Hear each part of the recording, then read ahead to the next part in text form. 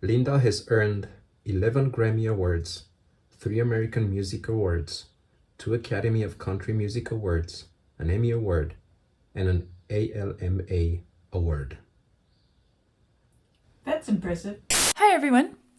Today I'm going to be listening to a song from the 70s which Vlad has told me was quite popular back then, and the performer is going to be Linda Ronstadt. And what I understand is that she did not write the song herself. She is the singer of it. And it reminds me a bit of some of the famous classical musicians of the 20th century, because it was actually during the 20th century when the creation, composition, and the performance of classical music became more separate spheres. Prior to the 20th century, classical music was, of course, there were great performers, but most performers also composed music, and most composers also performed music. And so it was really a 20th century development that they became such separate fields of accomplishment. And so here I'm seeing a performer of long time who did not create the music herself, and yet she had a lot of awards, as Vlad just told me, a lot of recognition as a performer. And so I'm curious to see how it sounds, and get a little more experience and understanding of her and her voice and her contribution to the music. So, a few little facts about Linda Ronstadt. Many of her albums have been certified gold, platinum, or multi-platinum in the United States and internationally. But in 1971, she was nominated for a Grammy Award for Best Contemporary Female Vocal Performance for her rendition of this song, Long Time. The song was actually written by Gary White. On July 28, 2014, not so many years ago, she was awarded the National Medal of Arts and Humanities. And in 2019, she received a star jointly with Dolly Parton, who happens to be from my neck of the woods, as they say, and Emmylou Harris on the Hollywood Walk of Fame for their work as the group Trio. Linda Ronstadt was among 5 honorees who received the 2019 Kennedy Center Honors for Lifetime Artistic Achievements. So knowing that about Linda, I am ready now to give this music a listen.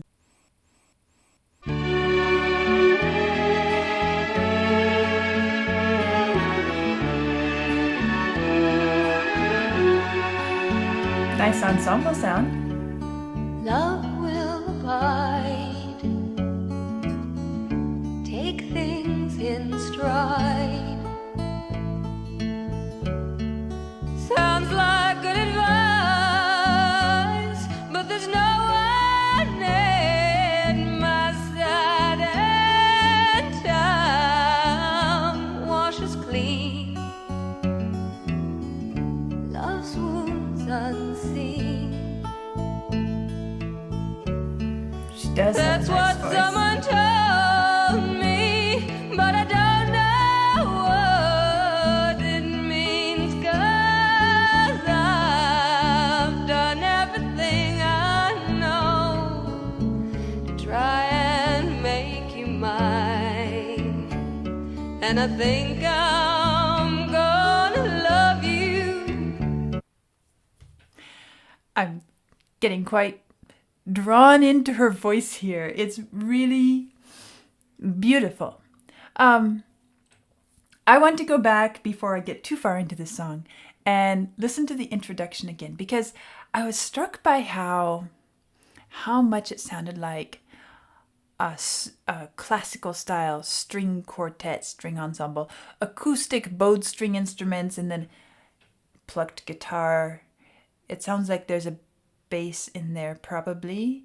But it reminds me of the type of instrumental groups and vocal settings that are really popular around, let's say, Christmas time, at least here in the US, where you have all these little concerts, Christmas concerts, and you have some strings, some guitar, a nice little accompaniment group, and a singer. And it's interesting to hear this style in this setting here on this recording. Okay, so let's back up, and I want to listen to that again and just pay attention to it a bit more.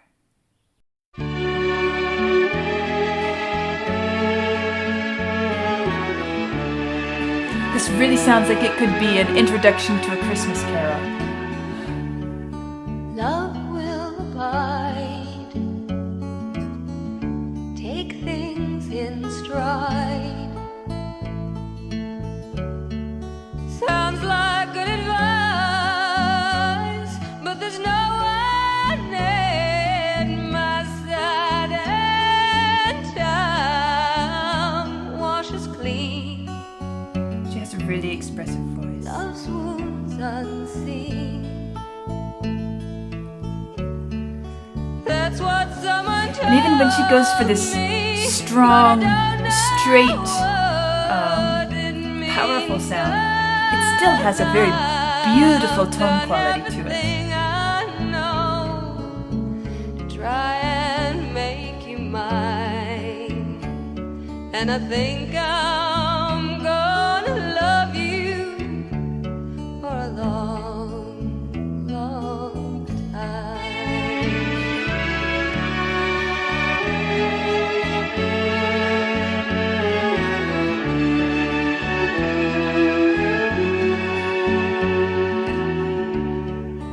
Caught in my fears, thinking back the tears. A little more strings in the background of this verse. Hurt me when you never let me near, and I never drew one response from you. I guess one of the things that I am enjoying about her voice is that, yes, I can hear that she's a very accomplished singer. I've heard a lot of accomplished singers in my life. I haven't heard a lot of... I've heard some singers singing sort of this style, but I haven't really invested myself in this style of music, as you know. And so it's a bit blues influenced. It's a bit more of a modern singing style than in the classical tradition that I have spent my life in. But I recognize the voice is fabulous. It's really beautiful. And one of the things that I really appreciate about it is that as she switches from, let's say, the very soft voice with a very soft tone quality to the more straight, powered voice, and in between, all her different tonal colors and singing styles that she is incorporating here. I never lose the tonal center of her voice. I never lose the resonance. And even when it's that kind of soft, whispery type voice, I feel I can hear the actual note in the center of it, which is not an easy thing to do. And certainly not easy to do very expressively. Because very often when a singer tries to go for that more breathy sound quality, they lose the pitch, they lose the focus of the note. And here, of course, she must be very accomplished because I can hear it in her voice that is very well controlled. I love her long lines. I love the evenness of her voice as she switches from one to the next. And as I said some little bit ago, I think her voice is very beautiful. And I hear that beauty, whether it's in the soft sound or in the straight, powered sound. There is still that beautiful tone quality present. And I like it. One response from Here you. it's softer here. All the while you And then she digs into it a bit more. all of the girls you know. But it never starts sounding forced or ugly. It's, I've done everything I know to try and make you mine. and so you have this beautiful sound, which is expressing all this emotional content. For a long, long time. Nice control.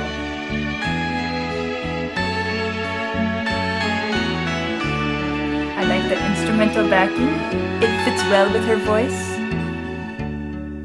Wait for the day you'll go away, knowing that you warned me of the price I have to pay. And life's full of flaws. Who knows? I always love singers who give these wonderful, controlled, and expressive lines of melody. And it's like she's just pulling us along through it, and almost like she's taking a golden thread and just pulling it along and spinning it out longer and longer and carrying it.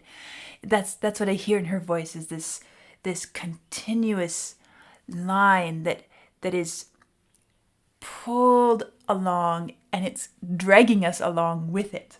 And I guess we're not going unwillingly. Let's back up and hear this a little bit. I really enjoy the way she just pulls us into it. Who knows the cause? Living in the memory of a love that never was. 'Cause There's some emphasis where she wants us to feel the weight. To try and bit of a change your mind. Broken sound. And I think I'm gonna miss you for a long, And it gets long time. and then you hear it 'Cause grow I've again. done everything I know to try and make you mine. I think I'm gonna love you for a long, long time.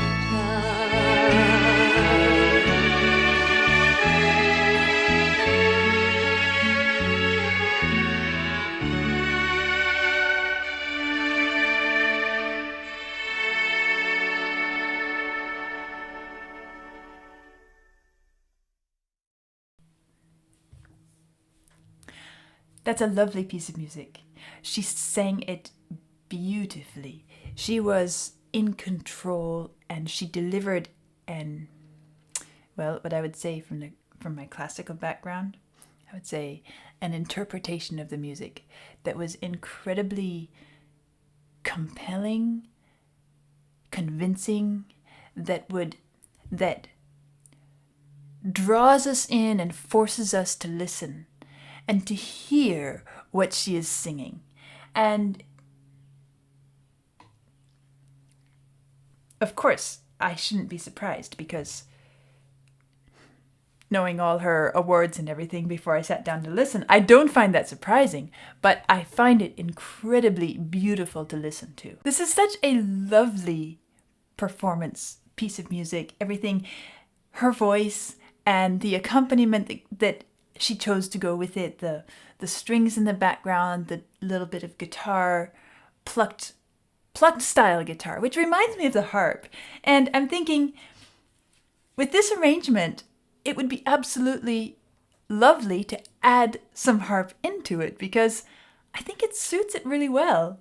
And of course, I'm partial to the harp. So let's give it a try for fun. Can you hit the play button for me? Let me see if it can do this.